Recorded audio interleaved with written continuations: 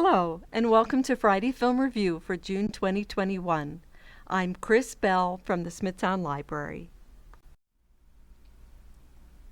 Join us each month for reviews of recommended movies that you can enjoy at home on Fridays or any day you choose using the library's streaming services, Hoopla and Canopy. If you aren't already using Hoopla and Canopy, I will tell you how to access them from the Smithtown Library homepage at the end of the program.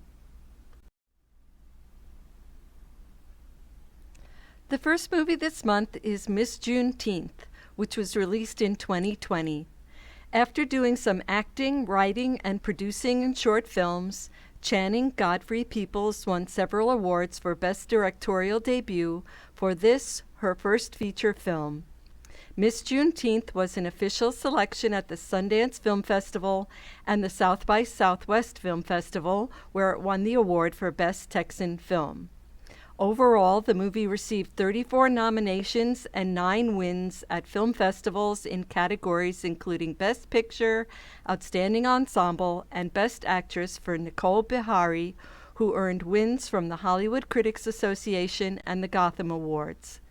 Alexis Chikese also received multiple nominations in her film debut.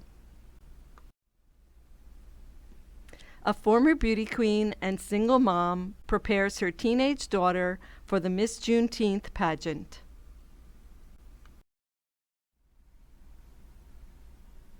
Turquoise Jones is a single mom who holds down a household, a rebellious teenager, and pretty much everything that goes down at her job. She's also a bona fide beauty queen, having once been crowned the winner of the Miss Juneteenth pageant.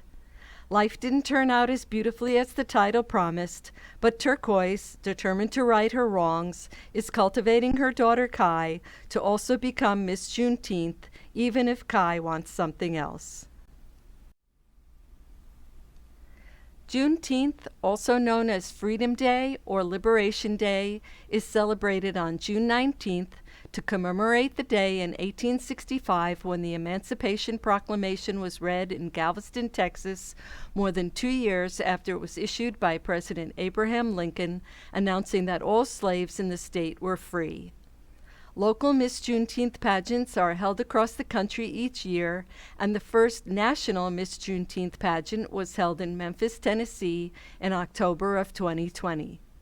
The contests are not focused on beauty, but on empowerment, history, community service, and honoring Black culture, and the contestants vie for college scholarships. Kai is described as rebellious, but hers is a quiet rebellion, as her love for her mother overrides all her impulses to protest, and Turquoise's goal is not to control Kai, but to protect her and give her a better life.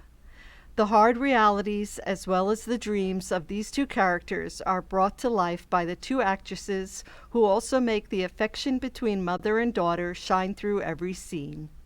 You can find Miss Juneteenth on Canopy.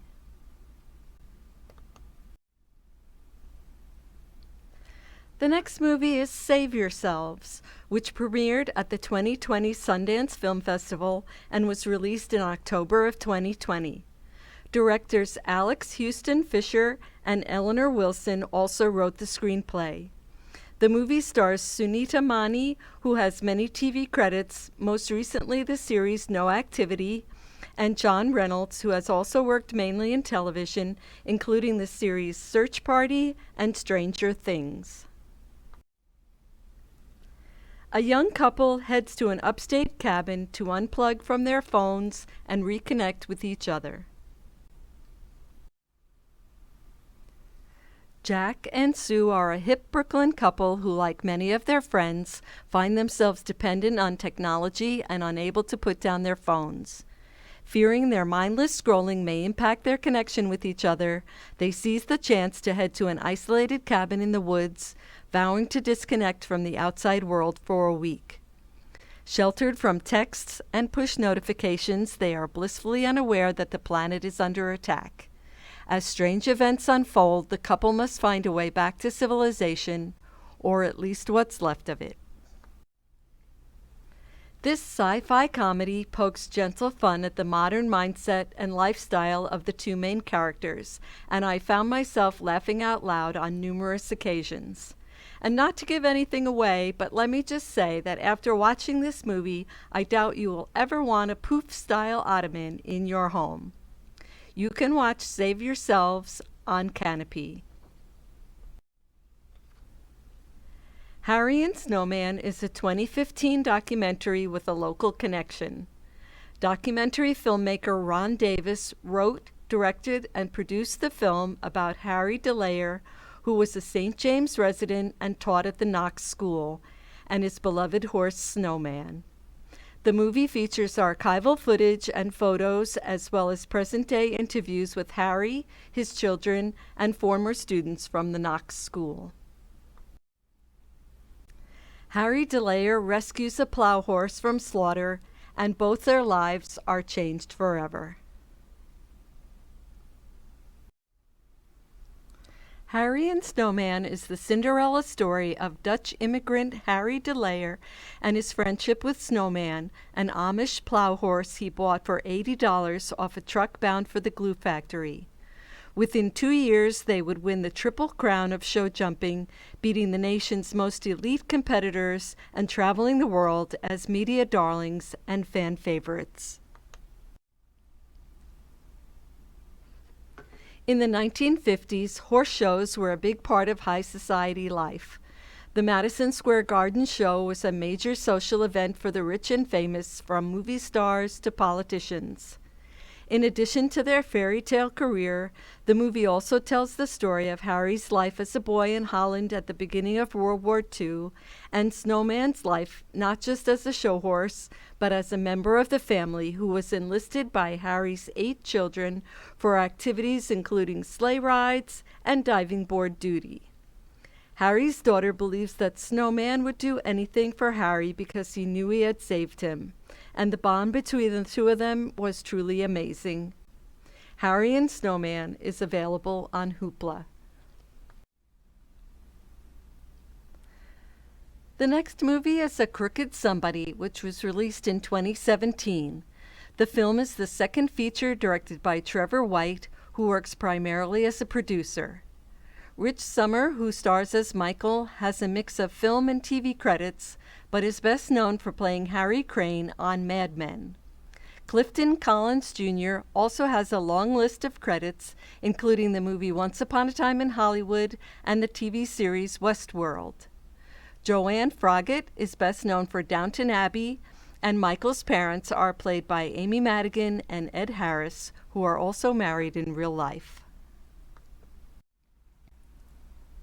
An attention-seeking psychic is kidnapped and tries to use the situation to boost his popularity. Michael Vaughn is a phony psychic medium who is kidnapped by a guilt-ridden murderer who believes Michael can help him make peace with the spirit of his dead victim. But when Michael learns that his captor's crime is a high-profile, unsolved case, he devises a plan to use his secret to gain fame and fortune on a national stage.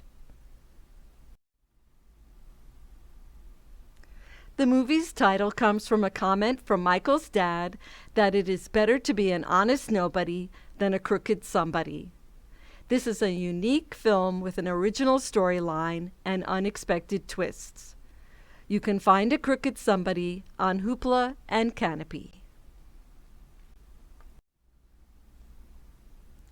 The last movie this month is Mrs. Palfrey at the Claremont, which was released in 2005 and was the last feature directed by Dan Ireland, who worked mostly as a producer before directing a handful of films. Dame Joan Plowright's career spanned from the early 1950s to the late 2000s. She has appeared in many films, including The Spiderwick Chronicles, Tea with Mussolini, and Enchanted April, for which she won a Golden Globe Award as Best Supporting Actress. The movie introduces Rupert Friend, who is now known for movies including The Young Victoria and Hitman Agent 47, as well as the TV series Homeland.